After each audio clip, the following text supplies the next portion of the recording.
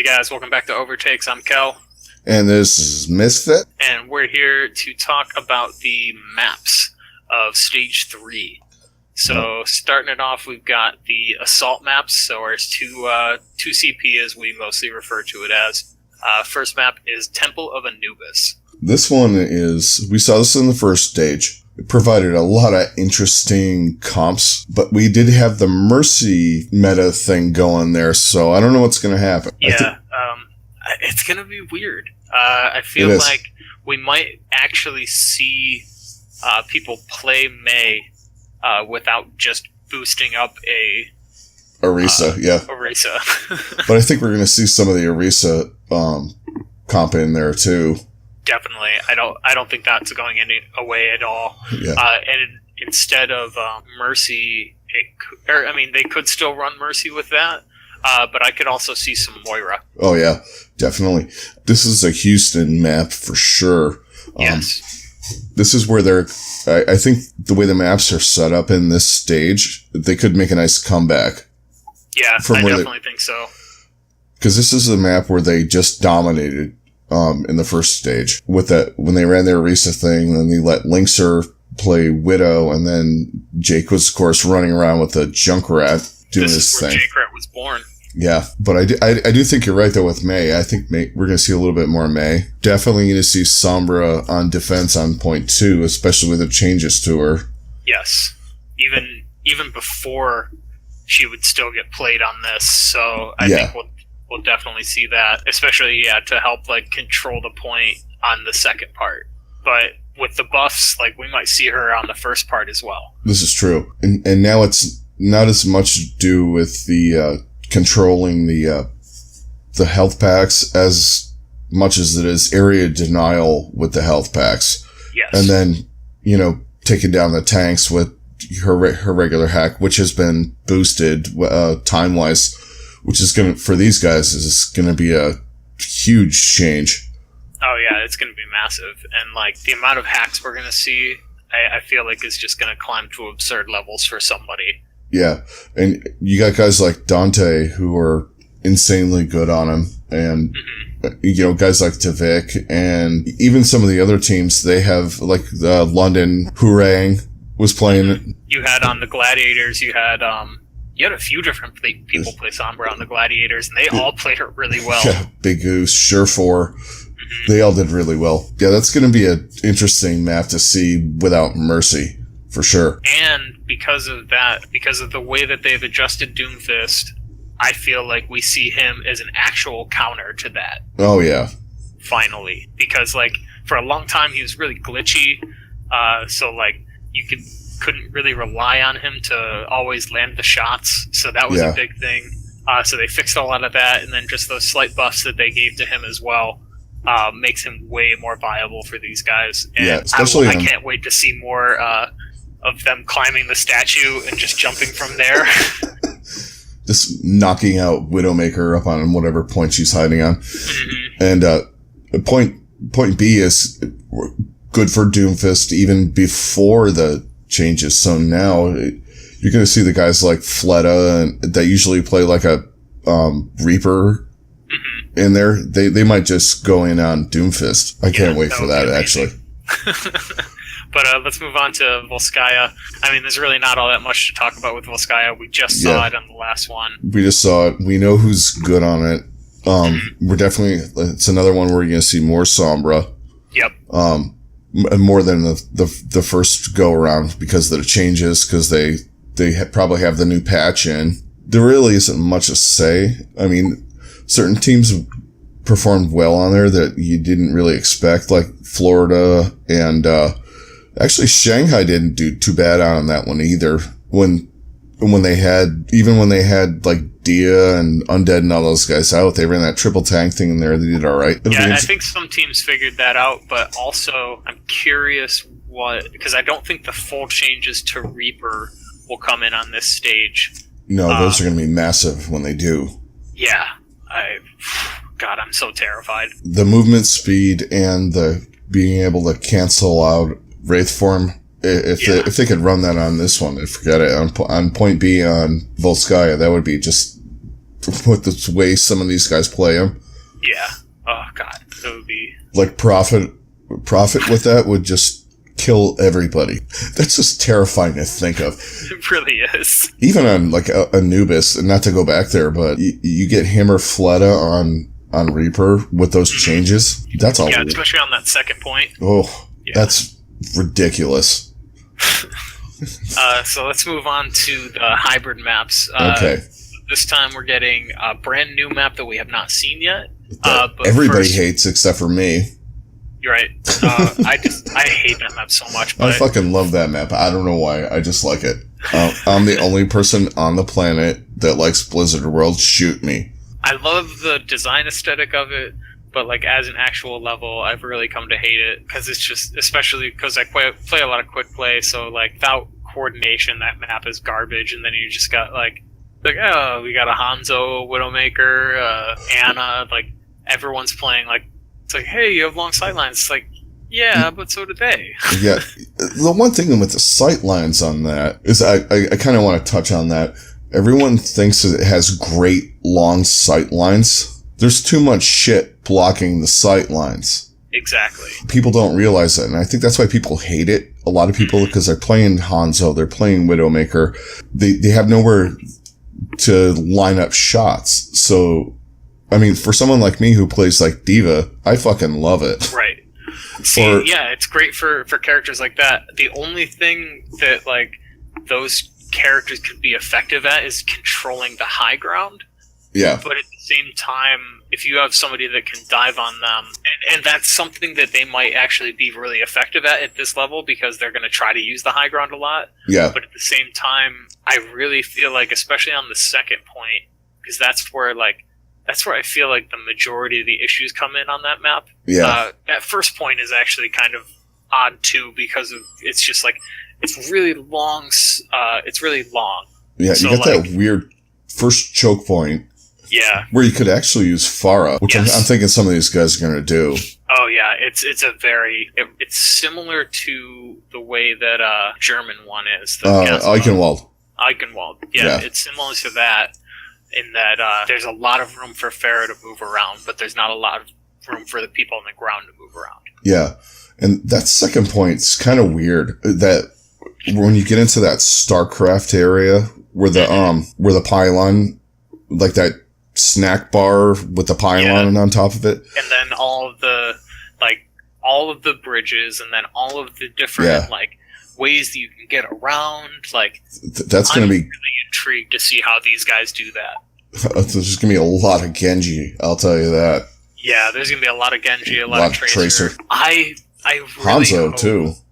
Yeah, I definitely think we see some Hanzo in that. I think he's actually more suited to that, even more so than Widowmaker is. Oh yeah, because especially if they haven't finished the changes, so you got that scatter arrow with all those little fucking corridors and all that shit. Ugh. Right. I think you're going to see a lot of. I think you're going to see a lot of Roadhog in there too. Yeah, that's a good, because I've played a lot of Roadhog on that map when I've had it, really which is on that. Just like staying on that point. Yeah. Because, like, if you just stay in the right places, the Widows can't shoot you. So, it's really hard to sneak up on a Roadhog there, even though there's all those little doorways and all that shit. Because there's just enough space. Yeah. And it's actually too close to quarters to try and go in on them with, like, a Tracer. Because, there's not enough room for you to dodge his hook. Yeah. Or just the shots, his left click. Because he'll just blow your head off before you can blink out. And, I mean, there's enough health packs and that stuff around. I mean, Genji is probably better in that area than Tracer. That's not going to stop these guys from running Tracer, though. Yeah, no way. But yeah, I'm really intrigued to see how they run it. And then the third point is fucked up.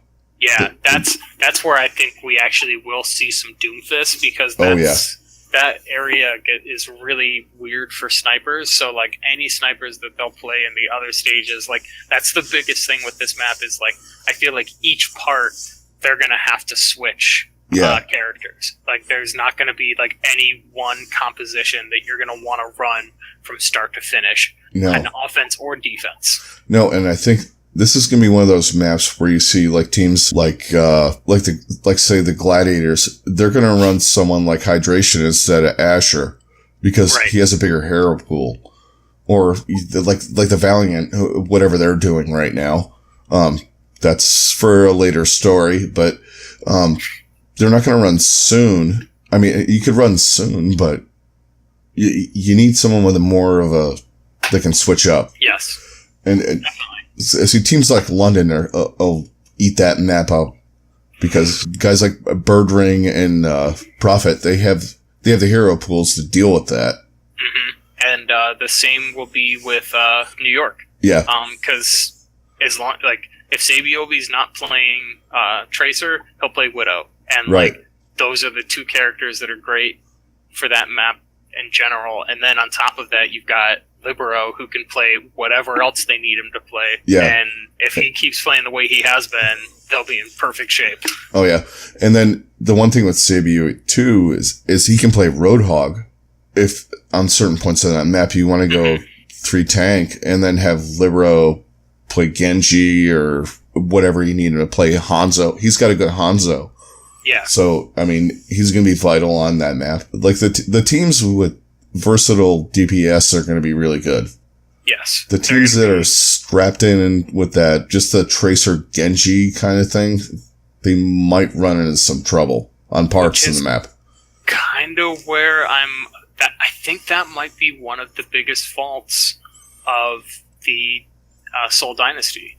Oh, yeah. Is their reliance on always having a Tracer.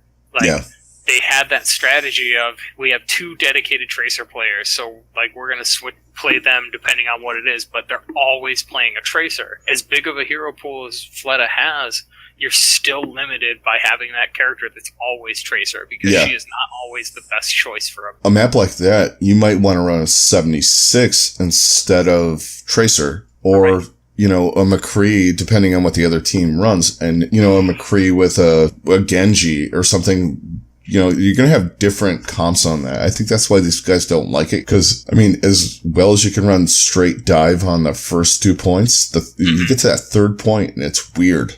You gotta, it's kind of like King's Row, where you gotta go, okay, it's time to switch up, bring out the tanks. Yeah, and, you got a Reinhardt, Orisa.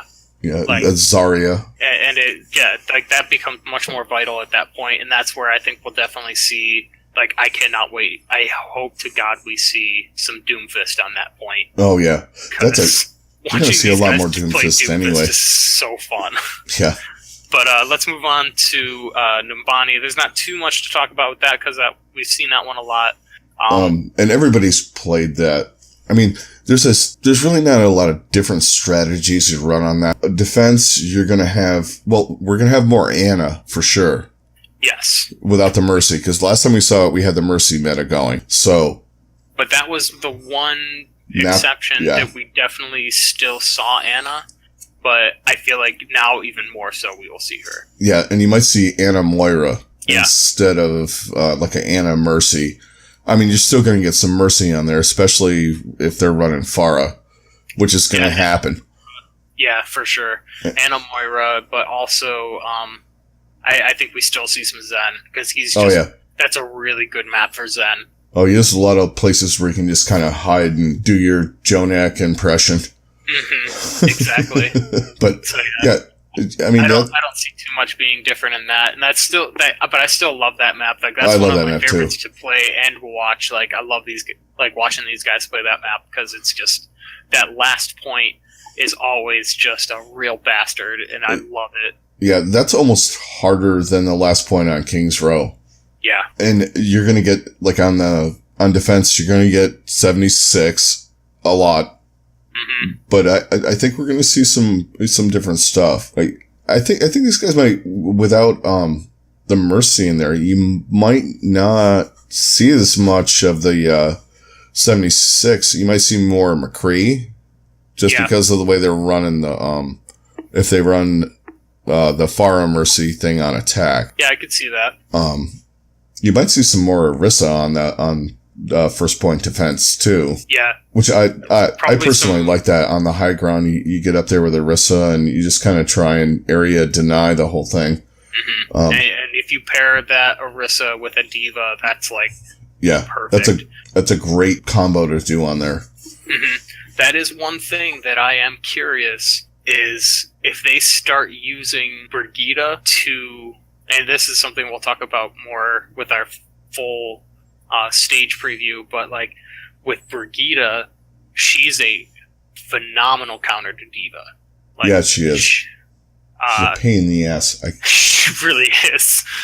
So I'm curious to see if they start to use Brigitte in that way to shut divas down, especially like some of those top tier guys. Yeah, like your Envies and Meko and guys like that are just like, especially the super aggressive guys like those two. Right, and I wonder if we might start to see like double main tank where you're going like Winston and Reinhardt or something like that. Yeah, like even if Winston, Reinhardt, Brigitte, kind of a triple tank-ish.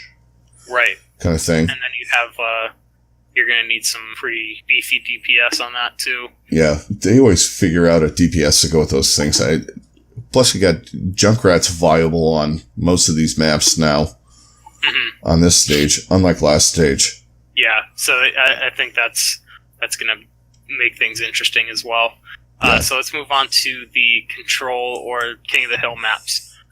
We've got Ilios and Nepal. Yeah, we've seen both of these maps before. Right, quite a bit actually. Yeah, they're two of my favorites. I really don't like the King of the Hill thing, but the maps that we have, those are the best ones.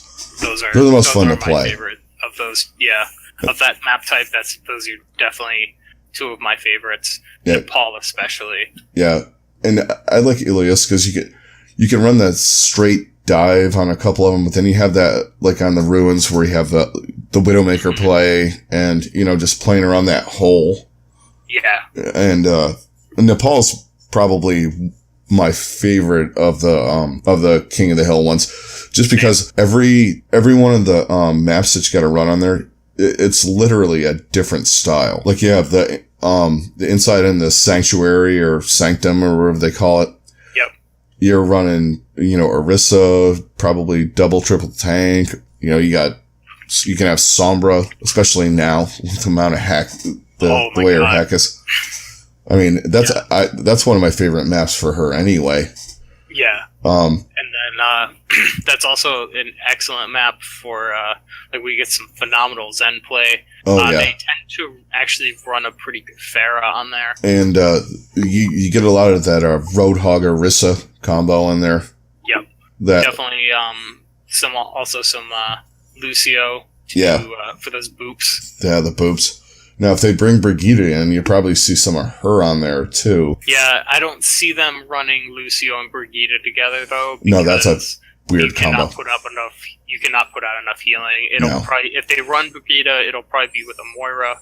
Or Anna or a Mercy. Anna. If you run the Pharah Mercy, she's probably not bad for, like, your ground healing. Yeah.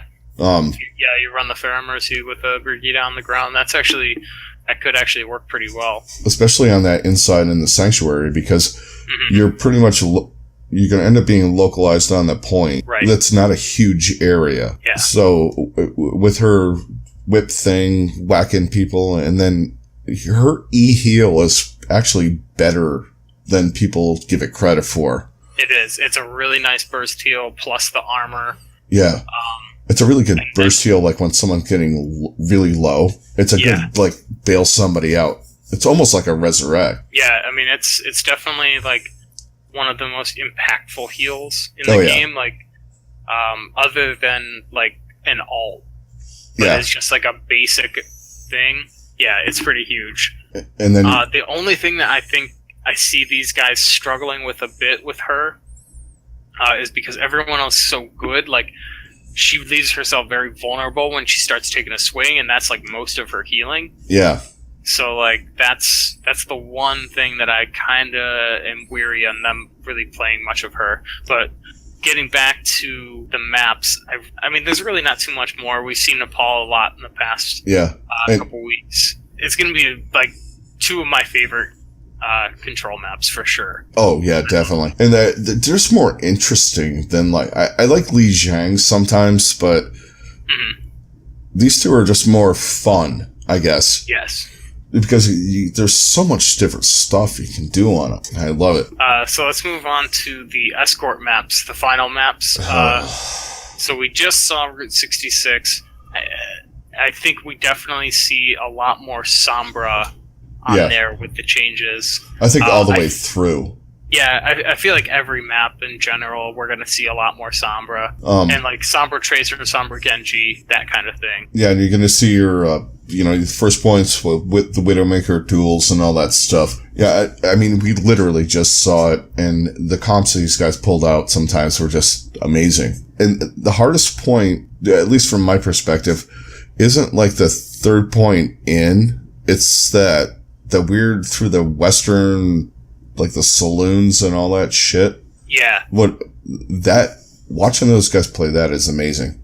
It really is. Like, because that, in like, even in, just in our level in general, like, that's usually the fastest one, other than the first one. The only time we really get stopped is on the third point.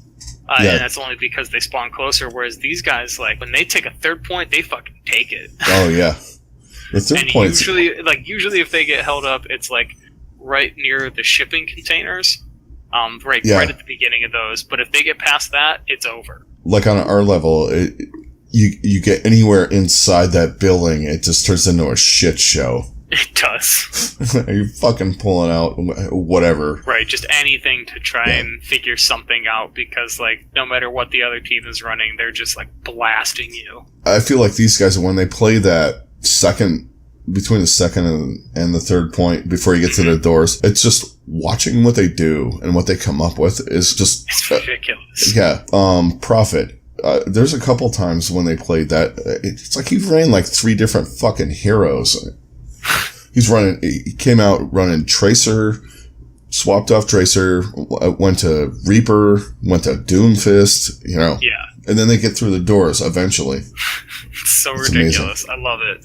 Yeah, so I'm really excited to see more of that map.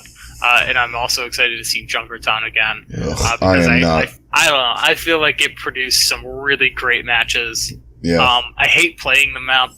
Or actually, no, I don't hate it. It's kind of meh to me. Sometimes I like it, sometimes I hate it. I fucking hate it. I like watching these guys play on it, and this is the map where we had some really phenomenal plays on this map. This is when Pine went off for that crazy triple kill. With Widow in the playoffs. Yeah, that was disgusting. And this is when we started seeing Hanzo come around. Yeah, this is where Seagull played really well, and I think like came out strong. Like probably the strongest performances we had from Seagull were on this map. And then this is where we saw Prophet starting to bust out the Reaper.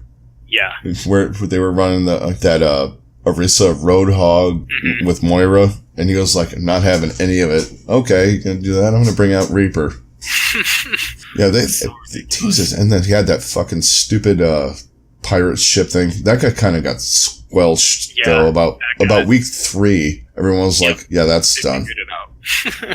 And without Mercy, it's nothing. Oh, yeah. Because you don't have the res and you don't have the damage boost. I mean, some people are probably still going to run it. I mean, let's be honest. They're going to try it. I think we'll still see it, but I think they might actually try to run it with like a Moira. Yeah, that might not be a bad idea. Quite enough.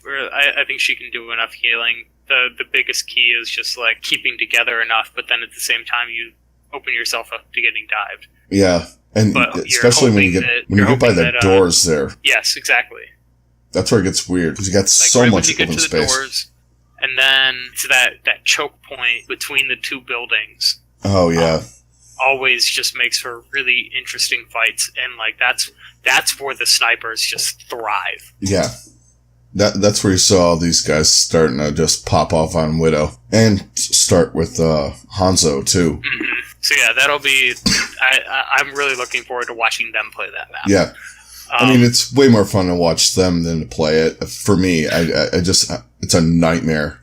Yeah, I agree. But watching it, you get you get ideas, and you're like, oh yeah, let's try this. And you go out and try it, and you're like, that didn't work. So let's wrap this up. All right, yeah. So, all right, that's the map pool. We're gonna come at you guys with a full-on preview of Stage 3. We got some interesting stuff going on. We got new players coming in actually this time. We're going to give you what our finishing order is for the stage, or where teams are going to finish in the stage, and then the full season stuff, which is actually becoming more and more important now because we're past the halfway point. We're going to come at you with that. Don't forget to subscribe, hit a like. We have our Discord set up, and we're going to start doing some stuff with that, and Twitch page where we're going to do some streaming, all that good stuff. Follow us on Twitter. You know the drill. Yeah, and start to look out for these episodes also being available on podcast. That will be coming very soon, and we'll see you guys on the next one. We'll see you on the next one, guys. Later. Later.